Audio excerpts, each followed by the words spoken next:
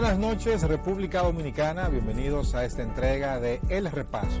Israel Figueroa, Maxi Mansueta y Lucia Raya, como cada fin de semana, para presentarles en resumen todo lo ocurrido, lo más importante de lo que ha ocurrido en la semana, porque no tenemos tiempo. Ni un disco duro mega grande para presentar cada cosa. Bueno, la semana ha comenzado complicándosele un poquito a Gloria Reyes.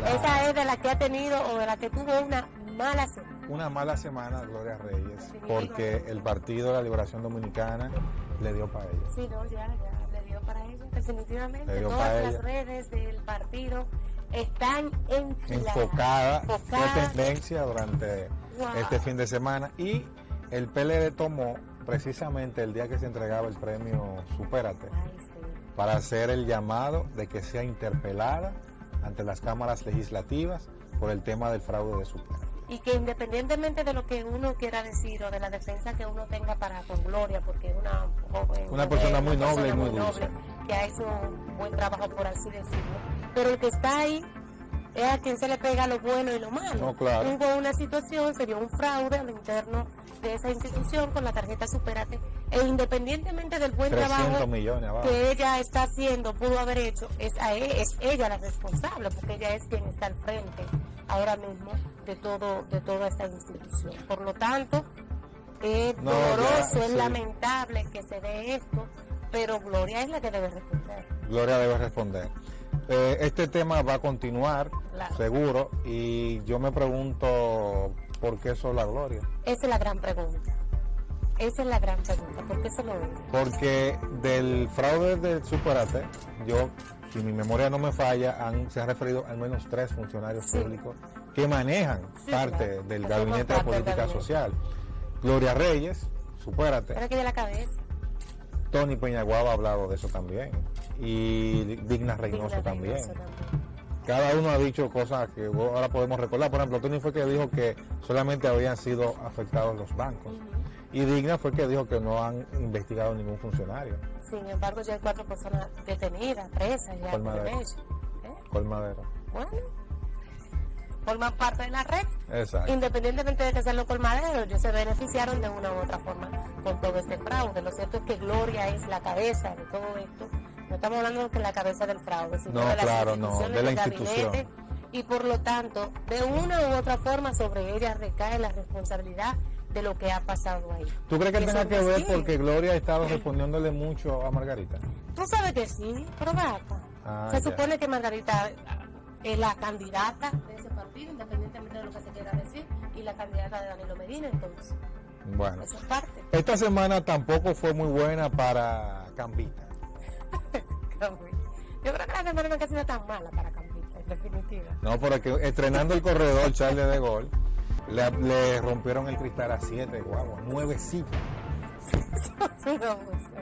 Pero tú sabes, y a uno le rayan el carro y tú quieres... No, uno se ríe como dicen, pero es verdad. Pero el peligro que implica esto para quienes van en esos autobuses, porque hay que ver, son pasajeros que van en esos autobuses. Exacto. Entonces, hay que tomar medidas contra esto, porque es que nadie es dueño de la vía pública, mi hermano. Independientemente de lo que tú me quieras decir, de que tú tienes años trabajando en esas rutas y demás, porque tú no eres dueño. Pero le doblaron el brazo. Exactamente, al final ganó el sindicato. Al final ganaron los que tiraron las piedras. Al final, exactamente, y se le va a permitir, contrario a lo que ha ocurrido en otros corredores, se le va a permitir a Fenatrano, a los carros, el caos, el tapón, que se mantengan operando, No, pero está bien, porque esas personas también necesitan un sustento de vida. De trabajar dignamente. Claro, y si tú no me lo estás garantizando, simplemente me lo estás quitando, obviamente tú vas a reaccionar ante esto. Lo ideal sería que esas personas también sean incluidas dentro de este corredor, porque tienen años trabajando en esa ruta y de eso que viven. O sea, que no está mal. Lo malo es que vandalicen. Que vandalicen, exactamente, y que fue terrorismo. Eso sí. Lamentablemente. Eso es hecho vandálico. El próximo corredor será de Fenatrano. Sí. Como era de esperarse, el de la 26. Yo creo que es el es el más grande. es más grande. Pero eso está bien. Claro, porque son las personas que han estado trabajando el sistema del transporte. Claro. Lo bueno, y malo o bueno, son ellos quienes lo han mantenido. Ellos son los que lo han mantenido. Y ellos, en su momento, cuando decidían paralizar el transporte, la ciudad se caotizaba por completo. O sea, a nosotros nos conviene que haya un entendimiento. Sindicatos, empresas del transporte y gobierno, porque al final, si la población va a tener un mejor servicio de autobuses, bueno, por gloria a Dios. Así es. Eso es lo que se quiere. Y una mala semana para la Junta Central Electoral. Los partidos políticos los dejaron con el moño hecho. Muy mal por parte de los partidos políticos. En el momento en el que se habla de discutir todo lo relacionado a la ley electoral, entonces ellos no participan de una reunión. Una reunión que, como nos dijo el propio miembro de la Junta, el juez Samir Chamisa, eso implica recursos, señor. ¿Tú viste el montaje que había, que se dio ahí, que dejaron como que nada pasó? Qué extraño, porque regularmente los partidos políticos, bueno, si los presidentes de los partidos no pueden participar en un evento de esa naturaleza, envían un... Pero para eso están los delegados políticos. Para eso están los delegados electorales. Y estamos hablando de algo fundamental. Estamos en el 2022, pero las elecciones son mañana. Para las elecciones del 24, el que piense que hay mucho tiempo, no, es que no. ¿Cuál tiempo? Que se despierte. Pero el año que viene ya inicia la pre-campaña. Exacto. O sea, todos los esfuerzos de planificación, de organización, tienen que comenzar ahora, no mañana. PLD, Partido Fuerza del Pueblo, PRD. Y recuerda cuando aquí participó la chica de Participación Ciudadana, que dijo que ya estábamos tarde por no haber aprobado la ley electoral. Y claro, y saludaba una modificación a la ley. Saludaba de hecho la propuesta que hacía la Junta Central Electoral, que en este caso pues le tiró ahora la campana o la toalla al CES para que sean ellos quienes fijen fecha para esta nueva discusión, porque al dejarlo plantado la pobre Junta, no, ellos se lavan la mano, pues ya no tiene que ver con eso. Se desligan por completo, por eso está bien. Vamos a ver qué pasa en lo adelante, porque otro que tuvo una mala semana ha sido el propio gobierno. El tema de AstraZeneca, señores, un contrato que se firmó para la entrega de una cantidad de vacunas y que de no dinero. Cumplieron con los plazos, pero que lamentablemente no leímos la letra chiquita en la que se establecía que sin importar el tiempo la vacuna debía llegar. Ellos no podían adelantar el plazo, pero la vacuna tenían que recibirla por los días. Eso mismo es el mismo contrato de la Pfizer. Un contrato muy complicado, pero tú sabes que no es por salvarle el pellejo al gobierno, pero yo entiendo que en el momento en que estábamos, sí, no, había que hacerlo. Había que firmar, si era vacuna que se garantizaban, había que firmarlo como claro, sea. No. Qué bueno que estamos en un punto de la pandemia donde, bueno, ya no hay miedo y uno está prácticamente, bueno, los indicadores son muy bajos y uno puede olvidarse de muchas cosas, pero en el momento en que el gobierno firmó, óyeme, era lo que el contrato te decía que eran 10 años y tú lo firmabas porque en algún día iban a llegar. No, y era algo incierto en cuanto al tema del propio COVID, que exactamente. Era lo que dieron miedo, un terror, era peor, entonces después la campañita iba a decir, mira, hay vacunas por ahí que no la quieren, no tienen miedo a firmar un contrato, que sé yo qué. Pero nada, vamos a ver pero qué pasa. Hay una negociación buena que se puede hacer, ojalá y se logre. El gobierno está tratando de que la vacuna... no se puede demandar. No se puede demandar en el arbitraje internacional, pero sí lograr un acuerdo de forma de que AstraZeneca, en vez de darle vacuna, le dé otros medicamentos se utilizan. Vacuna, ¿no? Claro, tampoco digo con la vacuna. Pero otros medicamentos que se utilizan aquí para la hipertensión, para el tema de la diabetes. O sea que si se logra ese acuerdo por parte de ellos, sería ganancia para el país en ese caso. Así es. Y buena noticia, señor, el monorriel en Santiago. Alabado sea el Señor otra vez. Hace mucho tiempo que yo vengo escuchando esa obra. El famoso monorriel. Por fin le dieron ya el primer pico. ¿Ya va a arrancar eso? Sí. ¿La justicia está funcionando? También la justicia decidió que Jan Alain se quede en prisión preventiva y le dio un plazo mayor al Ministerio Público para que presente acusación. Así que, pero Jan Alain se defendió fuerte. Salió, paró el pechito en esta semana en la audiencia. Le señaló ahí unas cuantas cosas a Jenny Berenice, le dijo que si él... Sarcasmo de Jenny Berenice. Sí, hay que gozarse las audiencias. Son largas, pero hay que gozar. Sí, definitivamente. Vamos a la pausa, ¿qué tú dices? Vamos allá.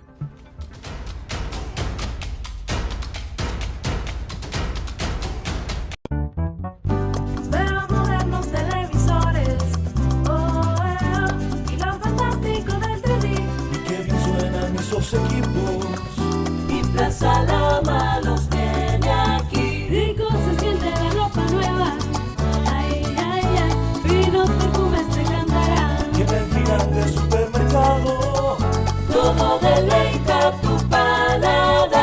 que se ve, lo que se oye, lo que se siente, lo que se huele y lo que se saborea.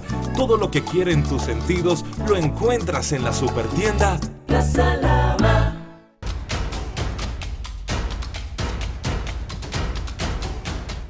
Es interesante entrevista en este momento que vamos a tener con Delia Blanco, quien es la embajadora adscrita para la francofonía de acá de la República Dominicana o de la Cancillería de la República Dominicana. Vamos a conversar con ella sobre la Semana de la Francofonía. República Dominicana es país miembro asociado al conjunto, al concierto de los países miembros de la francofonía desde el 22 de octubre del 2010. Ustedes son país miembro asociado y allá en la cumbre de Montreux en Suiza, conducida la delegación de entonces, que yo dirigía técnicamente con el vicepresidente don Rafael Alburquerque, ustedes adquirieron a la unanimidad ese estatus. ¿Qué significa eso? Que ustedes tienen derechos compartibles con los valores de la francofonía. Pertenecer a la Agencia Universitaria de la Francofonía, AUF. Y en el país hay 5 universidades que son miembros de la AUF. Y ustedes ya recibieron delegaciones lingüísticas para promover el multilingüismo con el francés en las universidades, para pertenecer al consorcio posible de las becas que pueden ofrecer los países francófonos de la región, pero también del mundo. Quebec, Francia, Luisiana, las universidades de Guadalupe, de Martinica, y son miembros también, de la Asociación Internacional de los Municipios Francófonos de las Américas, cumbre a la que fui con entonces el presidente de la Mancomunidad, don Onofre Rojas, a Nueva Orleans. Y actualmente estamos en conversación también con la alcaldesa de la ciudad Santo Domingo para asociarnos a las ciudades francófonas de las Américas. Entonces, ustedes disfrutan, ¿verdad?, de un espacio desde el 2010 que tienen que ir enriqueciendo cada año con más actividades, conformando proyectos de fondo que han ido creciendo desde el 2010 a una velocidad única.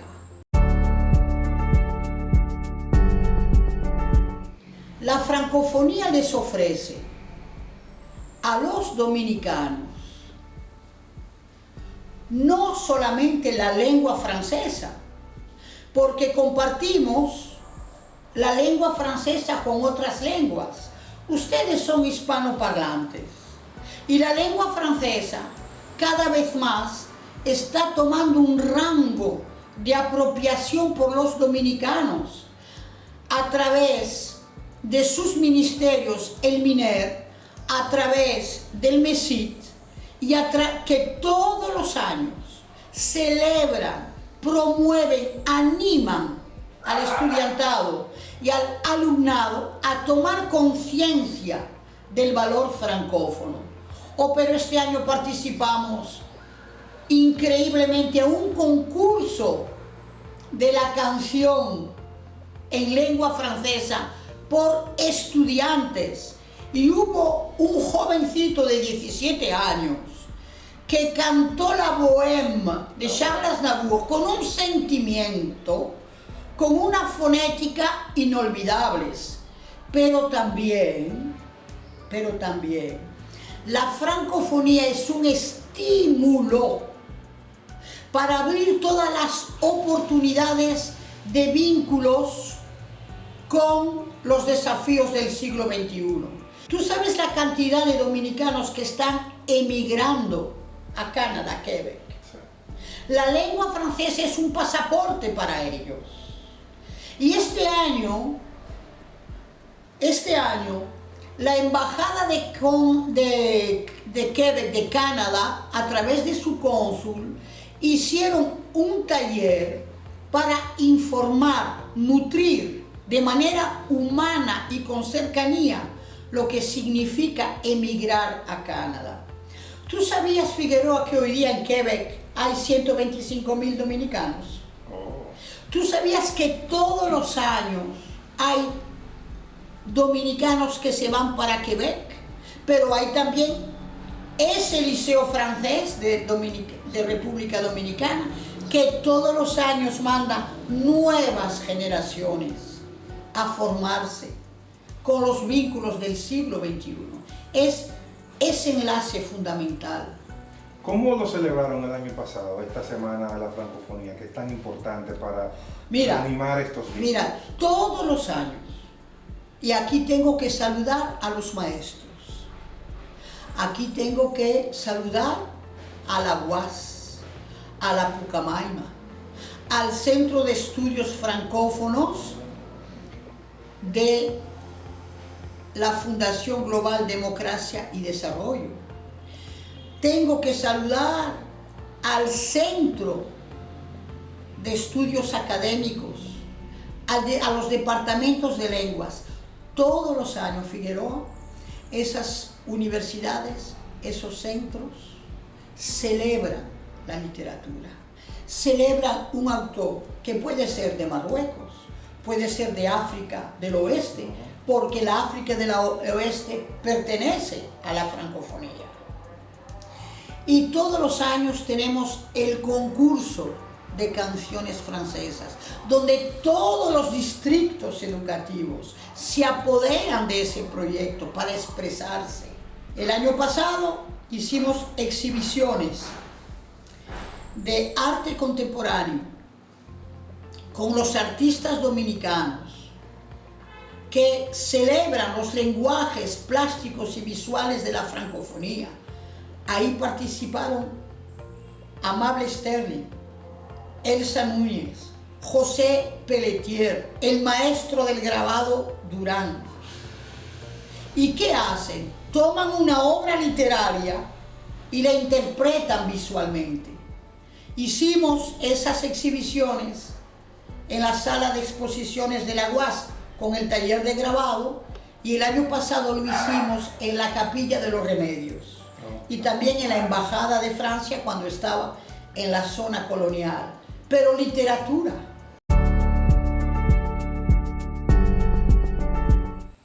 No veo competencia entre tecnología y libro, papel brochado que pueda competirse si está el ánimo del deseo.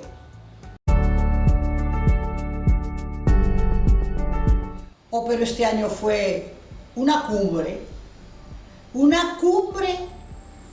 donde el arte culinario y la gastronomía de los países francófonos hizo una fiesta. Y te lo puedo decir porque me tocó animar, coordinar ese evento y organizar el panel de los mejores chefs que están en este país. Carlos Esteves vino a hablar de la Guinea albino, pero el maestro Provost, representando a Francia, habló del cassoulet, que es una especie de sancocho de habas blancas.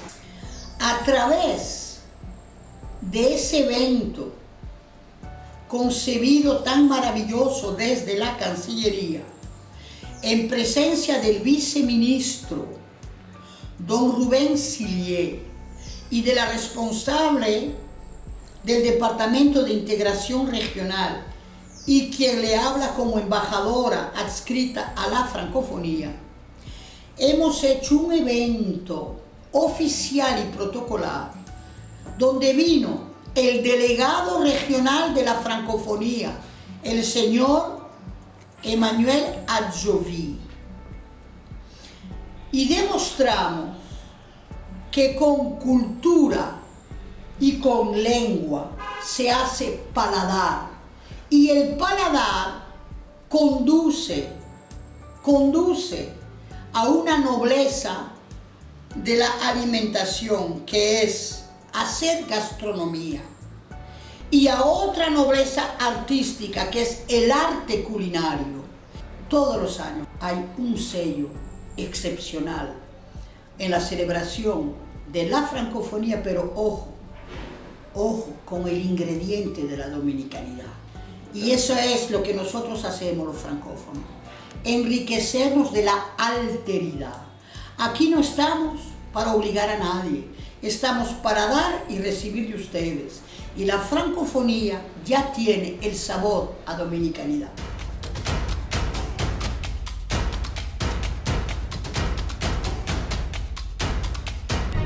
Iniciamos los días con el ánimo de ofrecerte el mejor servicio, los productos más frescos al mejor precio.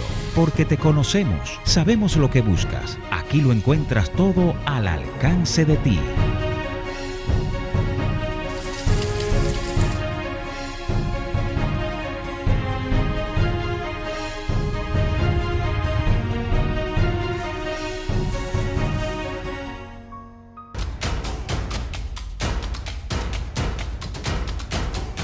Gracias por continuar con nosotros en el repaso, y ahora damos la bienvenida a Juan Dionisio Rodríguez Restituyo, presidente del Frente Amplio, diputado nacional por esa organización y también presidente de la Comisión de Derechos Humanos de la Cámara de Diputados. Bienvenido.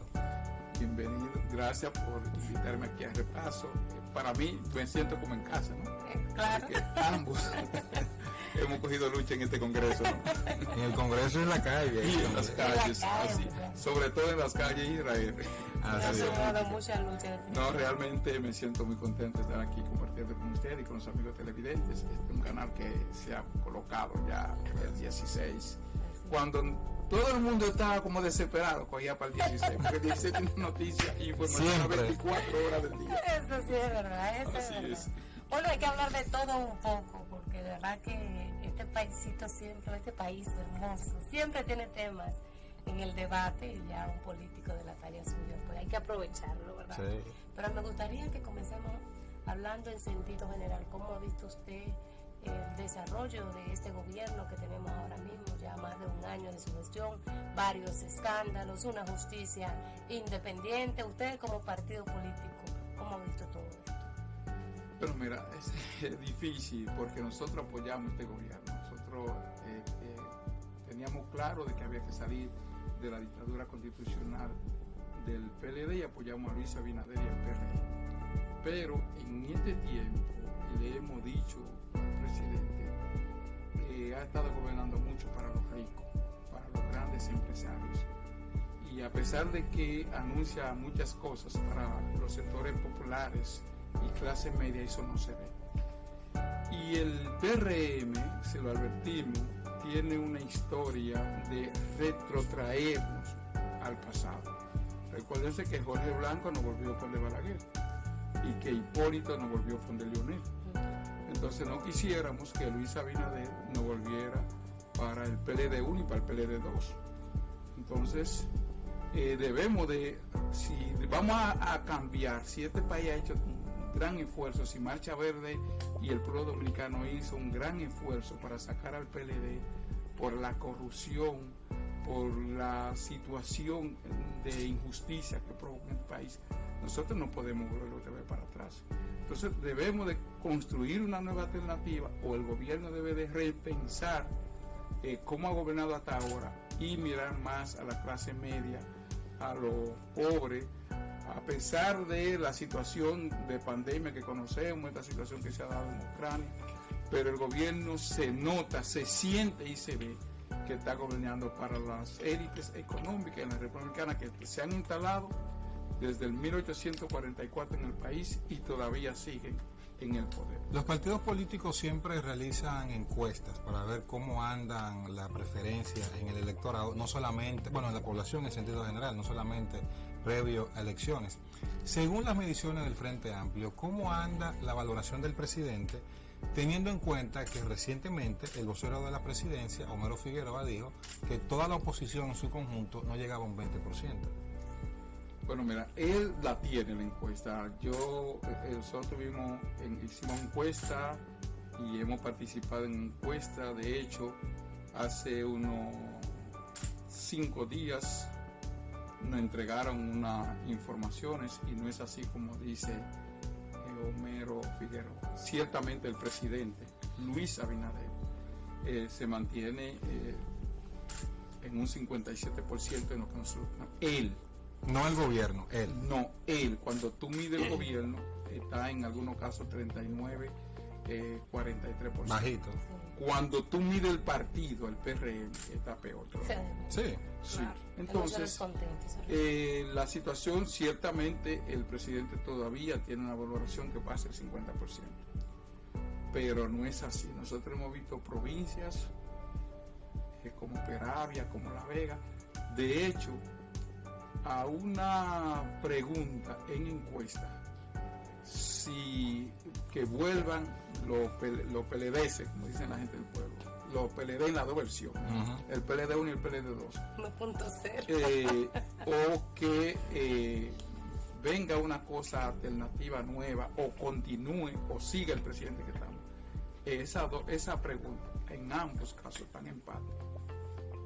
Es decir, esas dos variables. O sea, que vuelva lo que está. No. Eso quedan muy por debajo. Sí. La Que venga una alternativa distinta, okay. Que venga una cosa nueva.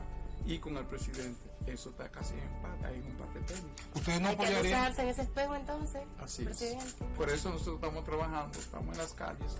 El Frente Amplio tuvo una marcha, ustedes vieron, el 30 de enero. Tuvimos una marcha el domingo pasado en Santiago, tuvimos una marcha en Peravia el domingo pasado y el 24 vamos para Sosúa con otra marcha. ¿Por dónde anda la valoración del Frente Amplio como partido? Nosotros estamos Pero creciendo. diga la verdad, No, sin pasiones, diga la verdad, porque Bueno, estamos en la mira, calle también y estamos viendo. En la valoración que tiene el Frente Amplio, que por suerte, porque antes no lo metían en las encuestas. Ya sale. Sí, ahora no tenemos una valoración alta porque el Frente Amplio está viviendo un nuevo ambiente, tiene un nuevo crecimiento, hay mucha gente que quiere venir al Frente Amplio, mucha integración y nosotros empezamos a aparecer en las encuestas. Es decir, tenemos una valoración todavía baja. Uno de los graves problemas del Frente Amplio es que cuando medimos que hay una gran cantidad, un porcentaje importantísimo todavía que no conoce el Frente Amplio y que hay confusión con su nombre. Y ese es un tema real en la que nosotros tenemos que trabajar. Es decir, son más lo que dicen que confunden al Frente Amplio con otra nominación o que no lo conocen de lo que... ¿Y con quién lo confunden? ¿Con País Posible? ¿Con...? No. Con el Falpo o con Alianza País. ¿Tú sabes que antes se vinculaba? Sí, claro, se vinculaba pero el mucho al Falpo no es un Falpo. partido. No, por una agrupación que la mitad de los del Frente Amplio eran del Falpo. Pero que eso tiene una razón. Entonces, Y es que durante mucho tiempo, de hecho, el Frente Amplio era Falpo, Surgió Frente del Amplio de Falpo. Lucha Popular. Eso es un error y esa es parte. Piensen ustedes que son gente que Falpo, Frente Amplio de Lucha Popular. No sale de ahí.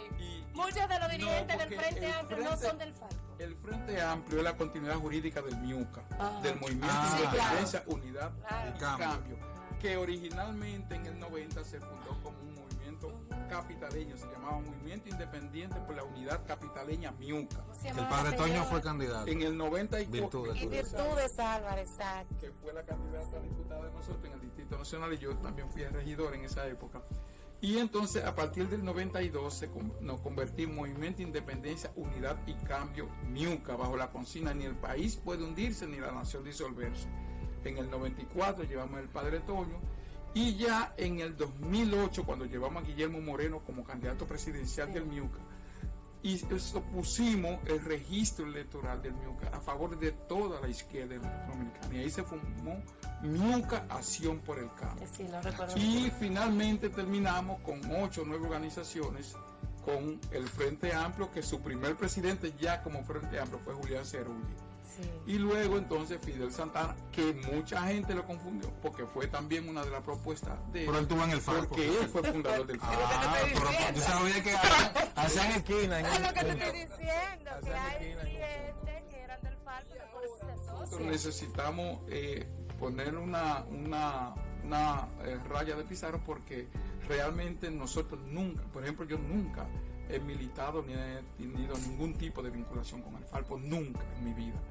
En 36 años que tengo de política. Nosotros venimos del Movimiento de Independencia, Unidad y Cambio MIUCA, y hemos militado en el Partido Comunista del Trabajo, pero nunca hemos tenido ningún tipo de relación con esa organización, y eso obviamente genera alguna confusión. Hasta preocupación. Vamos a hacer una pausa, pero antes quiero que se vaya pensando la respuesta. Usted habló hace un momento de que el MIUCA en el 2008 fue que le prestó prácticamente su partido, su nombre, a todo el conglomerado de izquierda. Nosotros hemos visto cómo en América Latina los partidos de izquierda han ido avanzando con el paso del tiempo, presidente, congresista, etcétera. Sin embargo, la República Dominicana ha sido como el elemento que siempre se ha quedado rezagado. Con un dirigente de izquierda vamos a responder esa pregunta que yo me he pasado toda la vida haciendo. ¿Y él es de izquierda? Él es de izquierda. Okay. Mírale el flow. Y con mucho orgullo.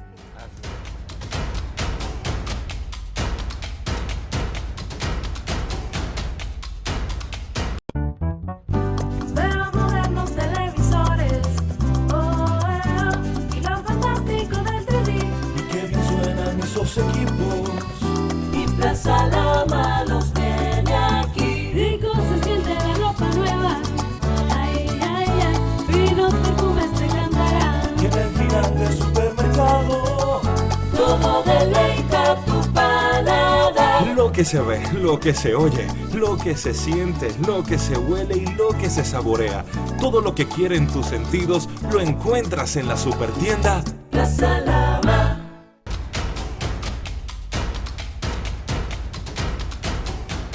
Gracias por continuar con el repaso. Lula en Brasil, Chávez en Venezuela, ahora Boric en Chile, Argentina con los Kirchner. ¿Por qué la izquierda dominicana, pese a tener una historia desde el inicio de la democracia en este país, por qué ahora, en 2020, es que comienza a tener representación electoral? ¿Qué ha pasado? Mira, ciertamente el progresismo está dominando las 5 principales economías de América Latina. Sí. Porque recuérdate que Pedro Castillo está en Perú. También Castillo. Y Xiomara Castro acaba de ganar también, de tomar posesión en Honduras. Sí. Entonces, ¿por qué esas olas revolucionarias no llegan a la República Dominicana, que se dio una vez a finales de los 50 con Castro en Cuba, y luego a finales de los 70, 80 con Nicaragua, todo eso que se dio en Centroamérica? Y ahora de nuevo viene una ola electoral, a principios también a finales de los 90, como tú dices, con Lula, Venezuela, Ecuador, ¿entiendes? ¿Por qué eso no ha llegado a la República Dominicana? En la valoración nuestra, en la lectura que tiene el Frente Amplio y a mí en particular, es porque primero la izquierda dominicana no ha hecho un análisis real y profundo de la historia de la dominicana.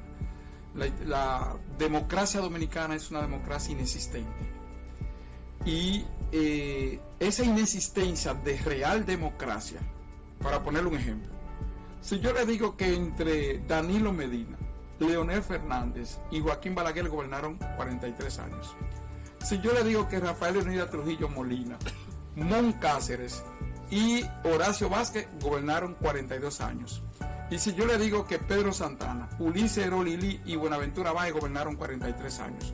Estamos hablando desde el 1844 al 2020. Y 9 gente han gobernado más de 140 años en 178, y cuando tú le quitas la intervención norteamericana, tú le quitas las 2 intervenciones norteamericanas, tú le quitas la anexión a España y todo eso, entonces tú vas a decir, ¿dónde está la democracia? Pero más, los 4 gobiernos más honestos que registra la historia dominicana, Ulises Francisco Espaillá, Gregorio Luperón, el padre Villini en cierta medida y Juan Bosch, entre los 4 no tienen un periodo de gobierno. O sea, los 4 juntos no han durado 4 años gobernando.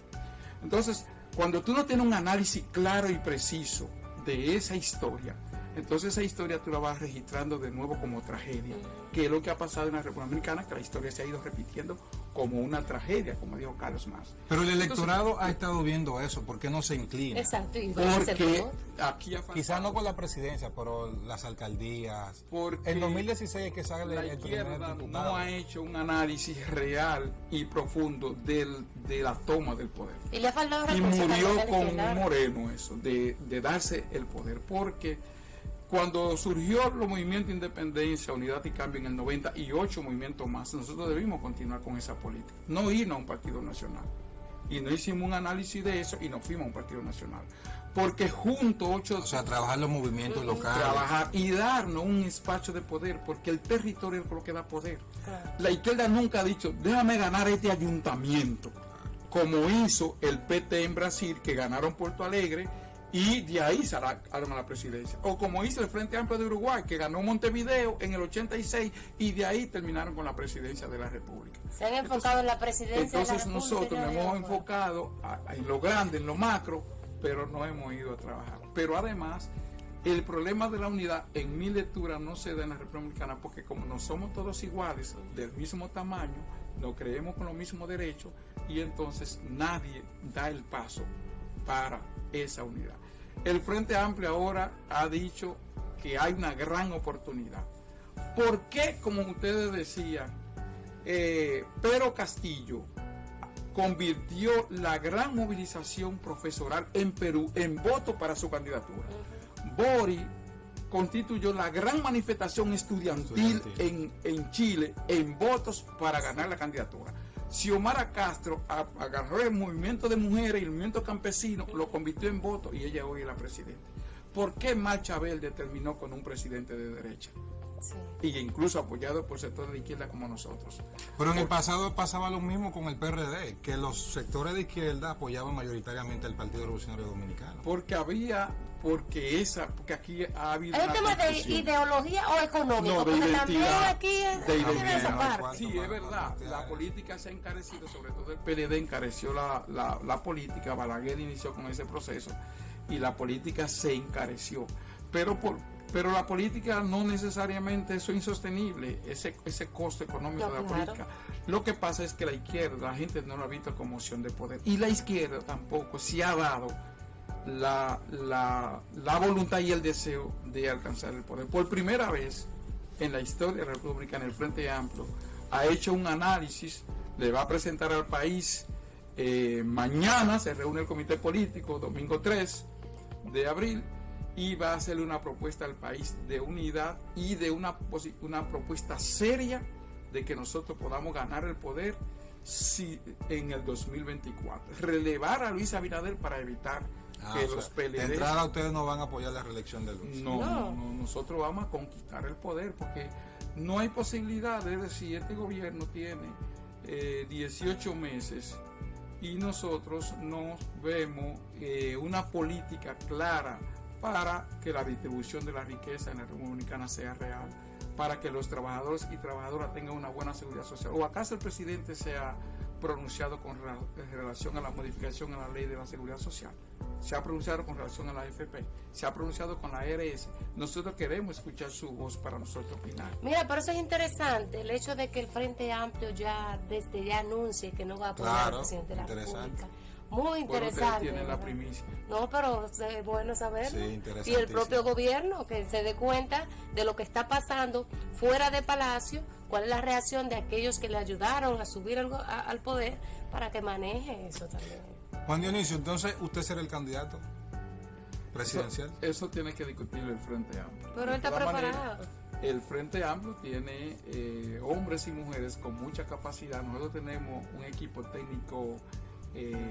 No, porque vamos a un ejercicio rápido aquí nosotros. ¿Cuál es figura potable? Se acaba de ganar una diputación nacional. Hay otro candidato por ahí que había, bueno, ustedes impulsaron a Guillermo Moreno, pero 2008, no, él tiene su partido, él tiene su partido. Y ustedes tienen ya. Nosotros tenemos figuras en el Frente Amplio como María Teresa Cabrera. María Teresa. Tenemos figuras como Juan Núñez. Fidel Santana. Fidel tiene su movimiento. Sí. Ah, ok. Claro, Manuel Salazar. ¿Cómo se llama el de Petronán? Villa, no, ese no está en la dirección. ¿Ya no está con ustedes? Bueno, no. Higinio. Espaillá. Antonio Espaillá. Antonio Espaillá. ¿Tampoco? Higinio tampoco está. Pero entonces. Con el pero hay que sacar una cuanta gente de la lista ya. Sí, tienen que sacar una cuanta. Estamos desactualizados entonces sí, con el Frente Amplio. Tienen que actualizarse con el Frente Amplio. De todas maneras, el Frente Amplio sí está recorriendo el país. Nosotros estamos construyendo. Incluso le estoy anunciando cosas nuevas. Que son primicia en el Frente Amplio. Bueno, sí. El Frente Amplio se reúne en su comité político el día 3 de abril, que es mañana domingo, y ahí va a lanzar una propuesta política al país, que la va a conocer el organismo, y estamos convocando de hecho una rueda de prensa para el mediodía, el domingo, en el nuevo local del Frente Amplio, que está en la Moisés García, número 24, el local nuevo del Palacio. Pero vamos bien. Así que eso es casi que da suerte. Vamos bien. Ustedes están invitados el domingo 3 mañana al mediodía al local del Frente Amplio Moisés García número 24. Es decir, esta es una primicia en repaso, no pueden quejarse. La verdad que hay muchísimos temas que lamentablemente por el tiempo no vamos a poder abordar.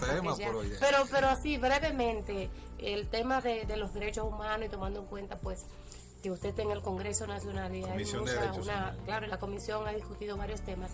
Lo referente a las cárceles del país, aquí hay mucha queja con la forma en la que están conviviendo los privados de libertad ahora mismo. Brevemente, ¿qué le parece? ¿Qué se necesita? Yo tomé un previo el miércoles en el Congreso porque realmente me sentí como desilusionado. ¿Qué sentido tiene uno ser diputado si el domingo sabíamos que iban a asesinar a un recluso en el 15 de Asua? Advertimos a las autoridades, le mandamos un tuit, escribimos un tuit, y en la noche sucedió el hecho. O sea, un recluso fue asesinado de una bala a balazo en la cárcel del 15 de Asua. Wow. Pero el problema más grande que nosotros tenemos es que el miércoles pasado había una cárcel clandestina en Bellas Colinas, donde había una mafia en la que una señora el mismo día tuvo que pagar 3,000 pesos porque tuvo que pagar 1,000 pesos para ver el recluso. Después 500 pesos para que le llevaran la comida. Después 500 pesos para que le pasaran un medicamento. Después 300 pesos para que el preso le mandara una factura. Es decir, el mismo día. Increíble. Pero no solamente esos. El tema de la Victoria, nosotros es un tema que lo estamos enfrentando. Sí. El tema de Higüey, señores, si yo le enseño fotos de cómo están los reclusos en Higüey, esa cárcel produce 70,000 pesos a la semana. Y Higüey produce más de 100 millones de pesos. ¿Cómo lo produce? Porque los presos son un gran negocio en este país. Cuando llega un preso nuevo, ese preso tiene un valor. Sí. ¿A qué banda de la cárcel se le entrega ese preso? Para obligarlo a esclavizarlo en las cárceles, para trabajos sexuales en las cárceles. Entonces las cárceles es una gran mafia entre autoridades y presos. Muchas autoridades son presos dentro de la cárcel. Pero para decirle las estadísticas que las tengo aquí, hay 149 reclusos de 65 a 85 años, presos con enfermedades terminales. El 19% de los reclusos están enfermos. La Victoria, que tiene el 28% de todos los reclusos del país, es un gran negocio. ¿Por qué no sueltan una persona con un cáncer terminal? Porque esa persona genera recursos por la trata de personas que se da en las cárceles. La cárcel es un gran negocio y las autoridades no han querido enfrentar ese tema. Nosotros tenemos una propuesta, vamos a reunir todas las autoridades, porque nosotros, por lo menos desde la Comisión de los Derechos Humanos, vamos a resolver, o por lo menos vamos a tratar de plantearle a las autoridades una solución para el tema carcelario. Finalmente, ¿qué porcentaje de esos son presos preventivos? El 68% demasiado alto. Es decir, un código procesal penal garantiza, porque tenemos 7 medidas de cohesión y los jueces solamente aplican una de las 7, la máxima. ¿Por qué? Porque los fiscales, que son los que en otra manera administran la cárcel preventiva y también administra el juez de la ejecución de la pena, la cárcel, forman parte del negocio que se da en las cárceles. Finalmente, y ahora sí de verdad que ya vamos a terminar con esta pregunta, ¿favorece la prisión preventiva a Yanané Rodríguez? Mira, yo no estoy de acuerdo, yo que fui abogado penalista, yo no estoy de acuerdo con prisiones. Yo estoy de acuerdo que la gente pueda ser juzgada en su libertad siempre y cuando no vaya a variar la pena, no vaya a variar la prueba, no vaya a buscar elementos que perjudiquen el juicio. Siempre voy a estar de acuerdo de que la persona sea juzgada en libertad. Por ejemplo, todos esos casos de corrupción, nosotros, y vamos a presentar, y también ustedes tienen esta primicia, en los próximos días vamos a someter un proyecto de ley para crear jurisdicciones especiales para los casos de corrupción. Porque lo que se está jugando es que a los casos de corrupción queden impunes. Sí. Porque los procesos en el tiempo lo alarguen y al final se diluyan también en el tiempo, y eso es parte de la gran impunidad. Entonces nosotros vamos a plantear que hayan jueces especiales para que conozcan exclusivamente los casos de la corrupción. ¿Y en qué tiempo lo conocerían? Dentro del proceso legal, pero dedicado a eso. Porque un juez que tiene un caso de corrupción, pero tiene 10 casos más, es difícil. Es difícil, sí. Con la justicia ordinaria. No, usted está dedicado, como los jueces de niños, niñas y adolescentes. Sí, entonces, ustedes solamente van a conocer, mientras existan casos de corrupción, ustedes están especializados para conocer los casos de corrupción. Me gusta eso, y cuenta con nosotros, y es un tema que lo vamos a debatir y lo vamos a apoyar, la verdad que sí. Muchísimas gracias, Juan Dionisio Rodríguez Restituyo, presidente del Frente Amplio y diputado nacional por el Frente Amplio, obviamente aliado al Partido Revolucionario Moderno. Sí, pero hay que aclarar que esta diputación nosotros la ganamos solos, sin partido mayoritario. Es la primera vez. Y ya no lo necesitan. Por primera vez esta diputación se ganó sin alianza con el PRM. La ganamos solamente con el Partido Humanista Dominicano, el PHD, que sí nos apoyó. Bueno, gracias. Y ustedes no se muevan, que todavía queda más contenido.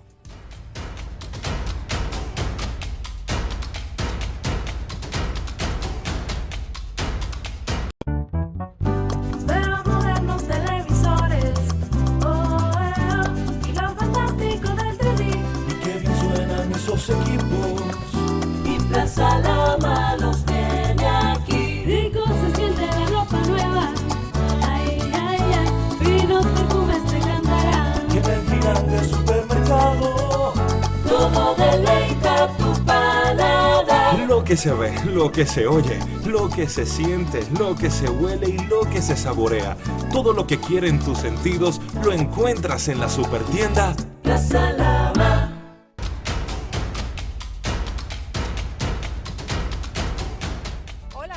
Amigas, continuando con más en nuestra sección internacional, aquí con Marcy y un invitado muy especial desde Costa Rica, nuestro queridísimo amigo César Barrante Bolaños. Así es. Gracias, César, por estar con nosotros conectados. Cuéntanos un poco cómo ha estado el panorama político en Costa Rica toda esta semana en víspera de esta segunda vuelta que se está llevando a cabo en este fin de semana.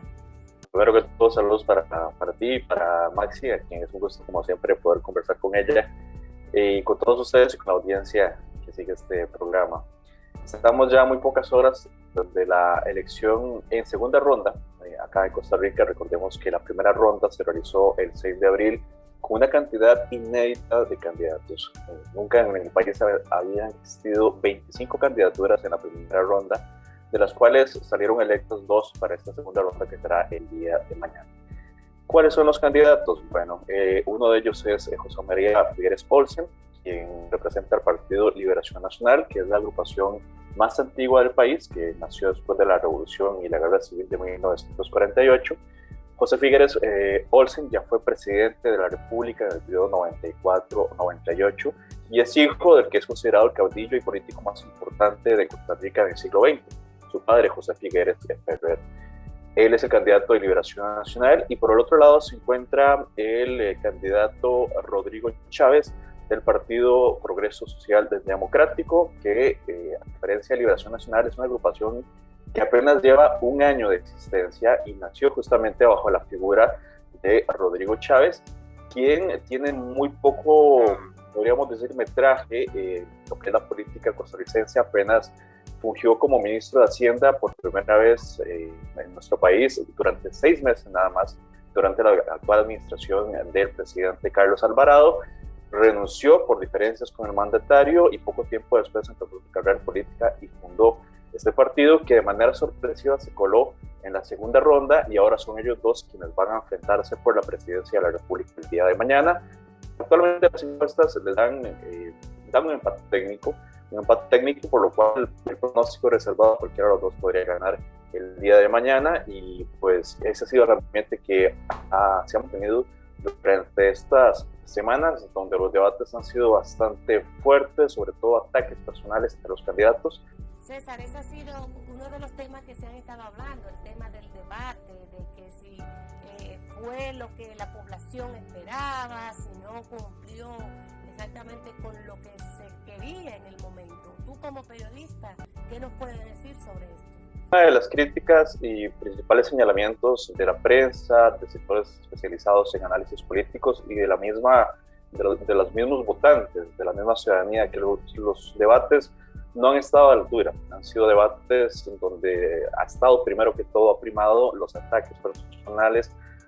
Recordemos que en el caso de Rodrigo Chávez, él estuvo involucrado en acusaciones muy serias de acoso sexual en su tiempo que estuvo trabajando para el Banco Mundial, tanto en la sede en Washington como en la sede en Indonesia.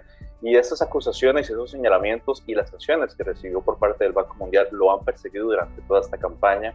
Ha sido objeto de señalamientos por parte del mismo candidato opositor, Figueres Olsen, José María Figueres Olsen, también de la prensa, y lo ha perseguido. Él ha negado en todo momento que se refirieran a esto como acoso sexual, que fue malentendido, que no es como tal como lo pintan, pero está bastante claro que el mismo Banco Mundial en su momento tuvo que sancionarlo por esas situaciones, que hubo acusaciones contra parte de funcionarias del Banco Mundial en Indonesia de actitudes impropias por parte del candidato, y esto lo obligó justamente a salir del Banco Mundial en el año 2019. Posteriormente a esto se convirtió en ministro de Hacienda del actual presidente Carlos Alvarado. Este ha sido uno de los señalamientos a Rodrigo Chávez. Otro es el que se ha dado justamente en estos meses de existencia del partido que él fundó, y es que se están investigando por parte del Tribunal Supremo de Elecciones 2 estructuras paralelas de financiamiento.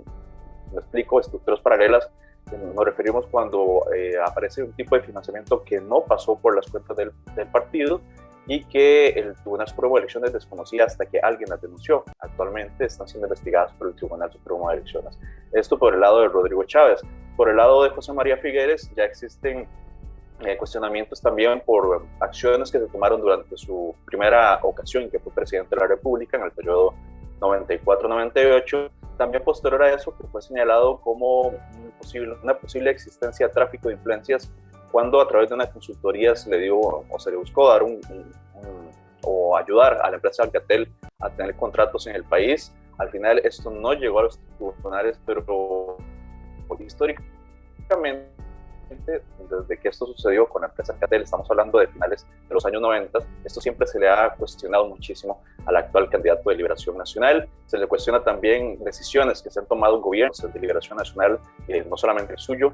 Se le cuestionan también algunas posturas sobre temas de materia económica, pero en general los debates han ido más hacia lo personal.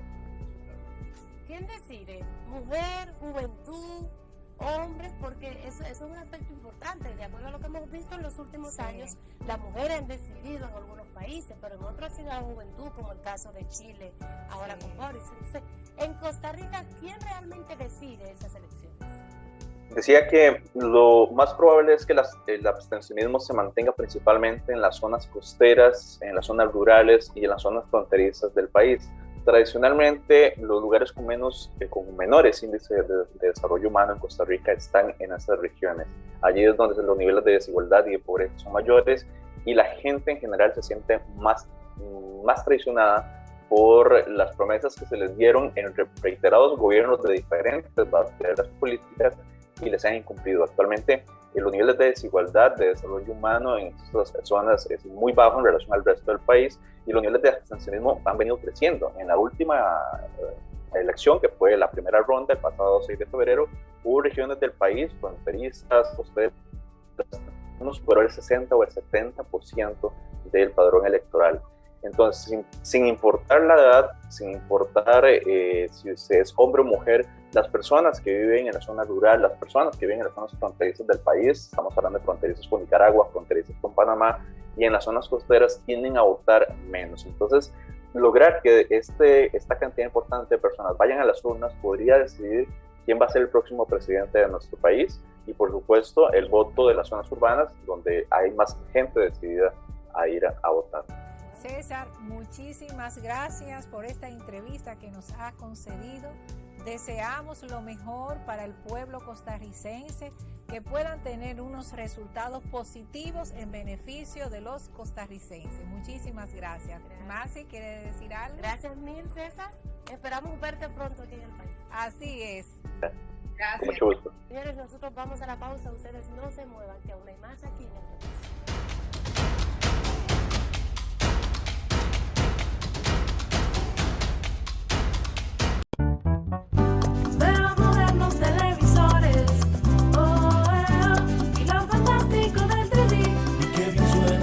Equipos y Plaza Lama los tiene aquí. Rico se siente la ropa nueva.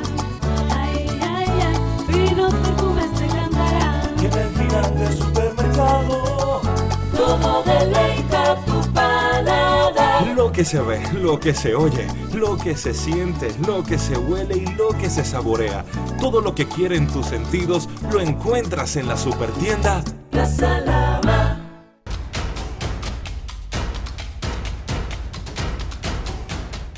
Gracias por continuar con nosotros en el repaso. La proyección para esta semana es que seguirá debatiéndose la resolución del Ministerio de Trabajo que habla acerca de regularizar el trabajo doméstico. Eso hay que revisarlo muy bien. Bueno, muy bien. Ojalá que por hacer un bien, ¿verdad?, que es la regularización del trabajo doméstico, estas mujeres, reconocerle derechos, claro, no se afecte a ese sector, que es el temor que mucha gente tiene. Yo me sumo también a ese que teme que eso pase. Sí, claro, todos queremos derechos, ¿verdad? Claro. Seguros, mejores condiciones, pero que esas reivindicaciones que se está promoviendo para ella no lesione el bolsillo de quien le contrate. Claro que porque estamos en un momento en que nadie le está yendo. No, ni nadie va. A nadie le sobra el dinero. Lamentablemente, una persona que tú no vas a poder pagarle menos de 15,000 pesos más un seguro médico, más un contrato. Es difícil que, como está el salario en República Dominicana, tú puedas pagar eso. También habría que ver para el mismo sector, porque uno conoce muchísimos casos de algunas mujeres que van el lunes de casa de fulano, claro, el martes a casa de sutano, el miércoles de donde son 5 contratos entonces que va a firmar. Exacto, no, y cumplir un horario. Es difícil. Entonces no podrá.